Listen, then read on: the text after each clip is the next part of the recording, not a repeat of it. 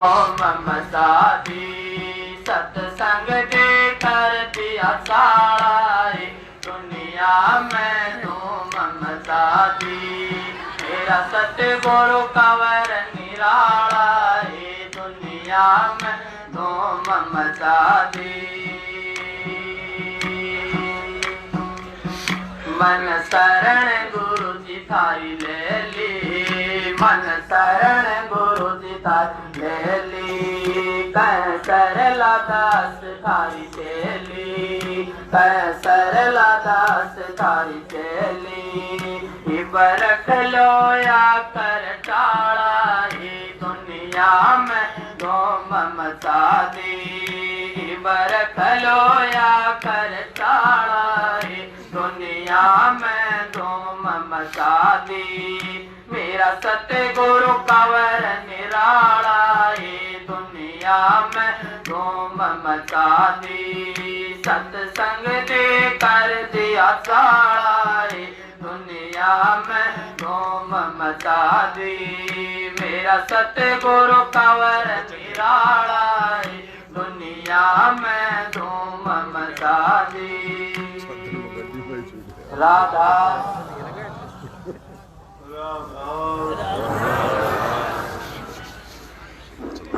भाई लाइट इतनी ज्यादा लाते हैं निगेटिव भी चलती तो वो लाइट होगी कि मेरे वाले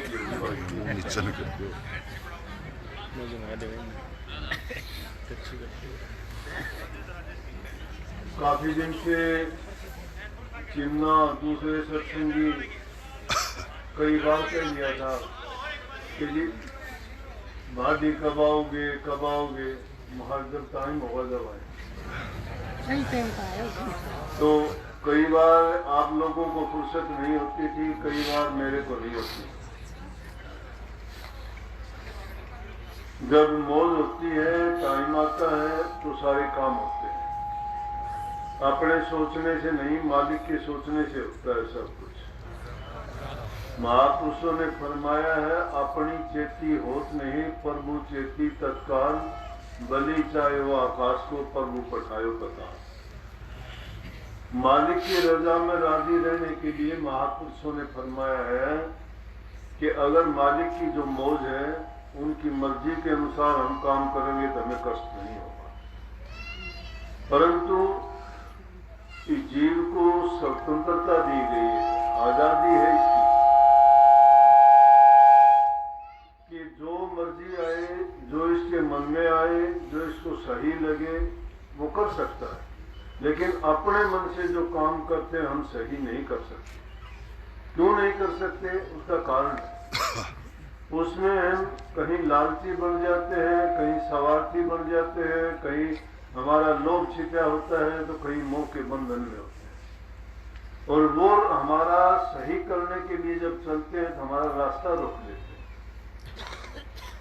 लेकिन इंसान जब खुद नहीं सोच सकता तो अपने से ऐसे आदमी के साथ अपने संबंध जोड़ दे जो निष्पक्ष हो, जो निर्लेप हो, जो निस्वार्थ भाव से काम करता हो, जो सबके हित की, सबके लाभ की और सबकी गुण की बात बताता हो।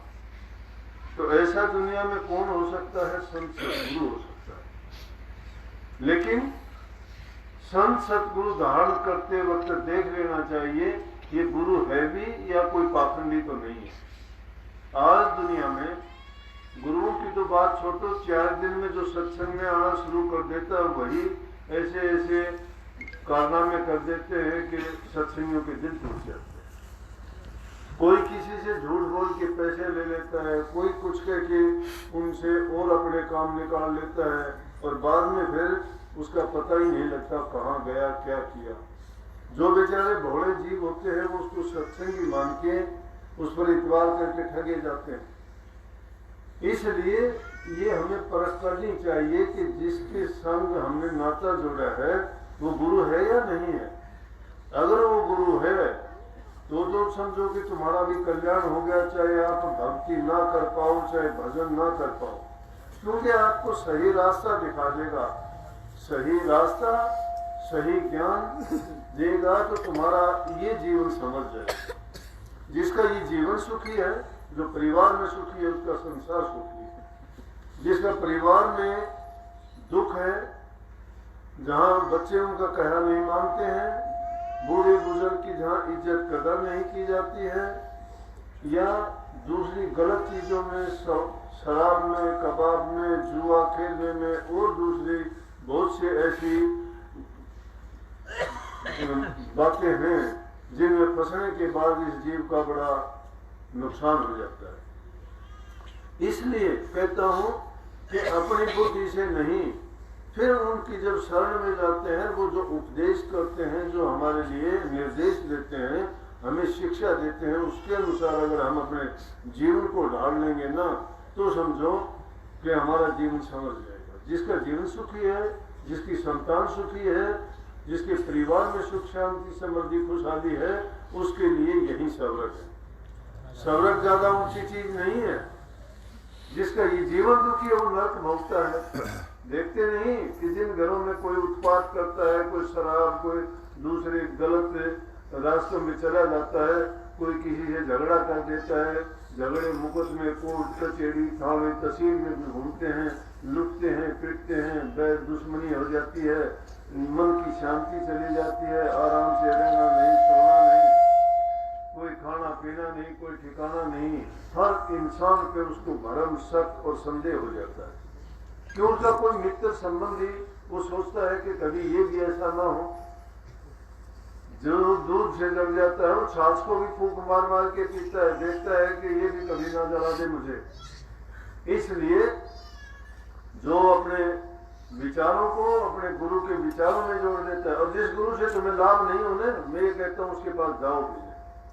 लेकिन लाभ की बात सोचो, लाभ किसको मानते हो? ये ना सोचना कि भाई हम जमींदार आदमी थे, हमारे बरसात नहीं, खेती नहीं हुई, छोड़ दे गुरु।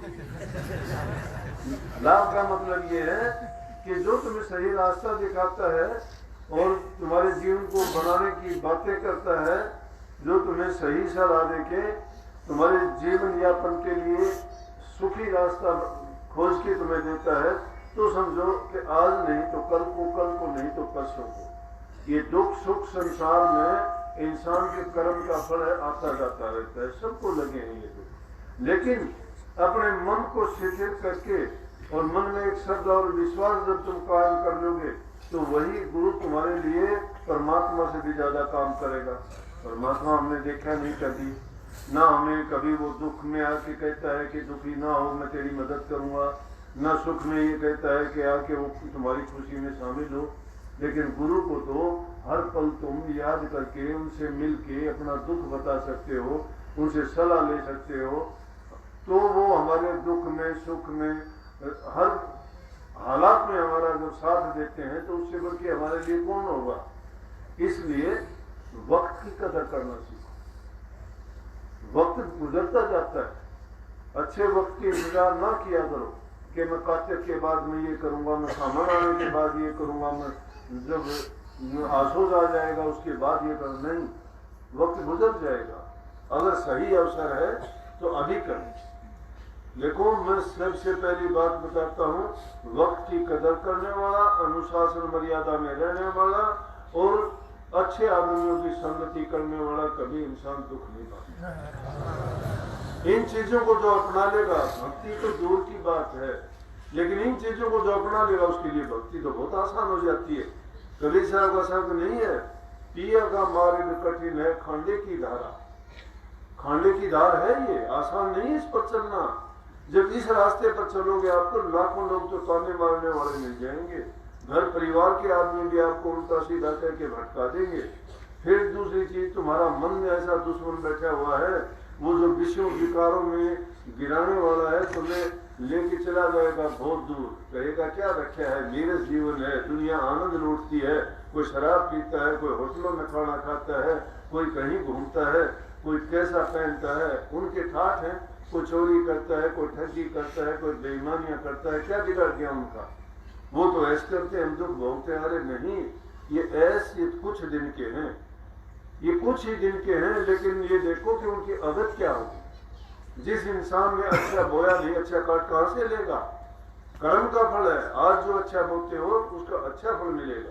लेकिन ये ना सोचो, इसलिए मैंने शुरू में बैठते ही कही थी कि मालिक की रजा में राजी रहो।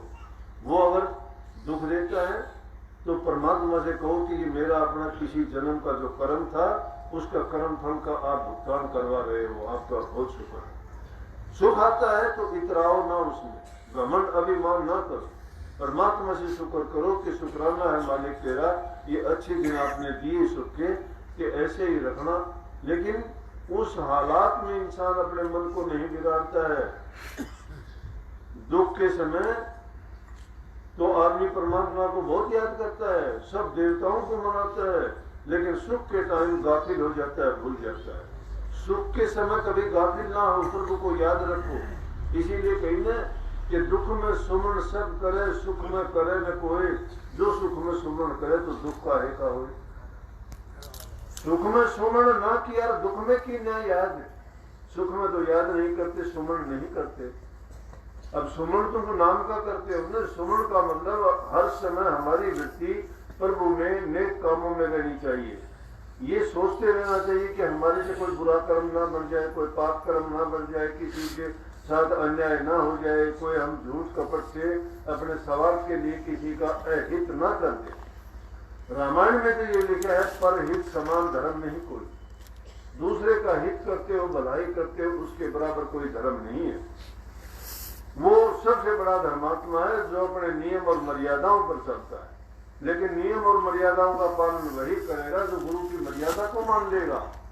गुरु क्या मर्यादा मानता है? वो कहता है कि नशे विषय विकारों से दूर रहो, चोरी ना करो, झूठ ना बोलो, बूढ़े बुजुर्ग की सेवा कदर करो, दूसरे लोगों की, जरूरतमंद लोगों की भलाई करो। तन से जो सेवा करता है, मन से प्रभु के नाम का सुमन करता है, धन से दान पुण्य करता है, वो इंसान समझो कि उसने अपने जीवन को सफल बना दिया। ये इंसान का चोला बार बार नहीं आने वाला। ये मन में सोचो, कितने जन्मों के बाद, कितने शुभ कर्मों के बाद, कितने हमने पापड़ पेले होंगे, कितने कष्ट उठाए होंगे जब इंसान का चोला मिला है। और इंसान का चोला भी कितना सुंदर देखो। सारी चीजें तो हमारी अच्छी है। आंख कितनी सुंदर है, देखने के लिए सारे काम करती है। हाथ कितने अच्छे हैं, कितने कोई भी काम करें। टांगे हमारी कितनी अच्छी है, कहीं भी जाओ। शरीर कितना तंदुरुस्त है, इससे कोई भी काम करो। उन लोगों की ओर देखो जिनके हाथ नहीं है। उन लोगों से पूछो जीवन क्या होता है, वो बता देंगे आपको कि आप क्या जीवन भोगते हो और उनको क्या जीवन मिला है। जो अंधे लूले लंगड़े पैदा हुए उनसे पूछो। लेकिन सब चीज होते हुए भी हम जब गलतियां करते हैं, बुरे कर्म की ओर भागते हैं, फिर हमारे से ज्यादा बुरा कौन हो सकता है। उस प्रभु का हर दम शुक्राना करना चाहिए कि मालिक आपने हमें ये अच्छे दिन दिए, अच्छा तंदुरुस्त शरीर दिया, उसके लिए हम जो है आपको हर समय याद रखें और आगे के लिए हमारा इस संसार से सदा के लिए आना जाना बंद कर दें, ताकि हम इस दुख सुख के चक्कर में ना पड़े। यहाँ तो काल का पिंजरा है, माया का खेल है। कैदी इंसान, कैदी को देखो कितना दुखी होता है वो। इसी प्रकार से हम इस काल की जेल में कैदी हैं। ये रूह बेचारी परेशान है यहाँ पर। ये देखने के लिए चंद दिन के तुम सुख मानते हैं, तो जीव जंतु पशु पक्षी सभी करते हैं काम। वो भी चुगा दाना अपना चुगते हैं, वो भी संतान पैदा करते हैं, वो भी घोंसले और कोई गुफा बना के ले लेते हैं। हम भी वही करते हैं। वो हमारे वाला काम नहीं कर सकते, हम उन वाला नहीं कर सकते। लेकिन इंसान को जो समझ दी, बुद्धि दी, विवेक दिया, ज्ञान दिया, वो इसलिए दिया था। उनका देखो बेचारों को, उनको गुरु नहीं मिलता। पशु योनि में गुरु नहीं है, पक्षी योनि में गुरु नहीं है, जीव जंतुओं का गुरु नहीं है। गुरु तो इंसान के रूप में मिलता है। प्रभु ने उसको इसीलिए भेजा है कि एक ये अवसर है तुम्हारे पास कि जिसमें तुम्हें इंसान का चोला दिया है, इस चोले को पाके तुम प्रभु का सुमन करके वापिस यहाँ चले जाओ, काल की जेल से बंधन छूट जाए। इसलिए अच्छे काम करो, भलाई के काम करो। जो इंसान अपने घरों में सुख शांति समृद्धि खुशहाली रखता है, जिसकी नीयत अच्छी है, खोटी नहीं है, समय पर काम करता है और मालिक को याद रखता है, दो बड़ी। अगर आप भजन नहीं कर सकते ना करो, बुरा कर्म से बच जाओ। रेमल भला ना कर सके तो बुरी पंथ मत जा, अमृत फल चाखा नहीं तो विष फल खाएगा। अगर तुम अमृत फल को नहीं चख सकते तो कम से कम विषय विकारों के तो वो ना बनो गुलाम, उन बुराइयों में तो कम से कम ना पड़ो, अपने घर को संरग बनाओ। माताओं बहनों की जो कदर नहीं करता वो घर बर्बाद हो जाता है। माँ बहन की बेटी की जो इज्जत करता है वो लक्ष्मी की पूजा करता है। जहाँ स्त्री जाति की पूजा की जाती है उस घर में कभी कमी नहीं आती। क्यों नहीं आती कि लक्ष्मी का रूप है। और माताओं को भी ये चाहिए कि वो भी अपनी जगह रहते हुए अपने पूरे कर्तव्य को ऐसे निभाए कि लक्ष्मी वाले काम करके दिखाए। अगर जिस घर में स्त्री पुरुष का आपसी तालमेल है, घर वाला शराब पीता है, वो बेचारी परेशान है, बच्चे दुखी हैं, उनकी कोई संभाल नहीं है, कोई उनको अच्छे संस्कार नहीं मिले, कल को वो बच्चे कोई चोरी करेंगे, कोई लड़ाई करेंगे, कोई झगड़े करेंगे, कहीं बुरी संगति में बैठ के अच्छी बात नहीं सीख पाते। हमने जो संतान पैदा की है हमारी सबसे बड़ी संपत्ति वही है। उस संतान को अच्छा बनाने के लिए उनको अच्छे गुण दो, अच्छे संस्कार दो। आज वो संस्कृति हमारी लोप होती जा रही है। बूढ़े बुजुर्गों के, माताओं दादा दादियों के जब साथ में उनके बिस्तर में घुस के उनसे बात पूछते थे, वो बातें उन बच्चों के अच्छे संस्कार देती थी। उनको सच्चाई, ईमानदारी, कर्तव्य परायणता, बूढ़े बुजुर्ग की इज्जत कदर का, घरों में आपसी प्यार, मेल जोड़, रिश्ते नाते सब निभाने की बातें छोटे छोटे रूप में उन बच्चों को बता के ऐसे बना दिया जाता था जिनके से उनके दिल में आत्मीयता होती, प्यार होता था, अपने माता पिता के प्रति, सबके प्रति आदर सम्मान इज्जत भाव था। आज क्यों नहीं रही वो चीजें। जहां कहीं देखते हो कोई बच्चा किसी की मानता नहीं है, किसी की सुनता नहीं है। वो जमाना था कि अगर कोई बाहर का आदमी भी अगर बड़ी उम्र का आ जाता था और कोई बच्चा गलत काम करता था तो उसको देख के छिप जाता था कि मुझे ये ना, ऐसा ना कह दे। इसलिए अपने बच्चों को जो अच्छे संस्कार दे देता है तो समझो इंसान का जीवन सफल हो जाता है। माँ बाप की सबसे बड़ी संपत्ति उसकी संतान है, अगर जिसकी संतान बिगड़ी उसका जीवन बर्बाद। इसलिए थोड़ा समय मैंने दिया, टाइम का पक्का हूं मैं। 7 बजे का टाइम दिया था, खराब मौसम था, पूरे रास्ते में धुंध थी, गाड़ी खुद चलाता हूं मैं, बताया आपको, लेकिन फिर भी मैं अपने टाइम पर पूरा पहुंचा। आपसे भी मैं यही कहता हूं कि तुम भी प्रभु की भक्ति करते वक्त ये ना सोचा करो कि मेरे सिर में दर्द है, मेरी टांग में दर्द है, आज थकावट है, आज सर्दी ज्यादा है, आज गर्मी ज्यादा है, कल करूं परसों नहीं। आजकल के करत ही अवसर जासी चाल, आजकल के करने से वक्त गुजर जाएगा, वक्त इंतजार नहीं करेगा तुम्हारा। हमें इसलिए वक्त पर काम करना चाहिए। कल नाम तो काल का है, काल काल क्या करे, काल का काम, काल तो गुजर जाएगा। वो रुक के नहीं देखता, हम रुक के देखते हैं।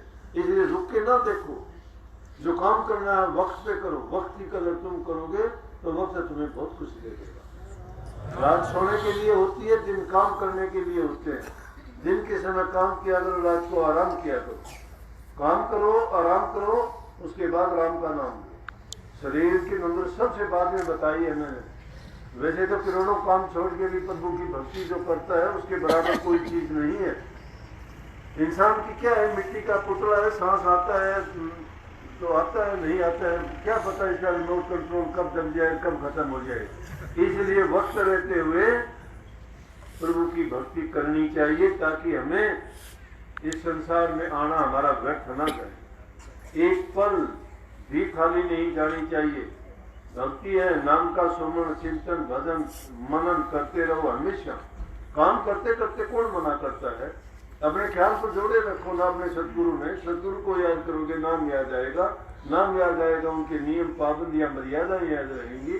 वो चीज जब याद रहेंगी तो आपको भटकने से बचा देंगी, भटकने से बचा देंगी। भटकाव के कारण सारी बर्बादी होती है। बुरे इंसानों का संग ना करो, गुरुमुखों का संग करो। गुरुमुख कौन होता है? जो प्रभु की भक्ति का, नाम का, भजन का, ध्यान का और गुरु की महिमा जो गाता है, सत्संग की महिमा गाता है, उनका संग करोगे तो तुम्हारे विचार कभी बिगड़ने नहीं पाएंगे। लेकिन अगर बुरी संगति कर ली एक पल के लिए भी, किसी दुष्टों की संग में तुम बैठ गए तो काजल की कोठड़ी की तरह से किते न किते काला दाग ऐसा लग जाएगा, मिटाने से नहीं मिटेगा। तो इसलिए अच्छा करो, अच्छा पाओगे।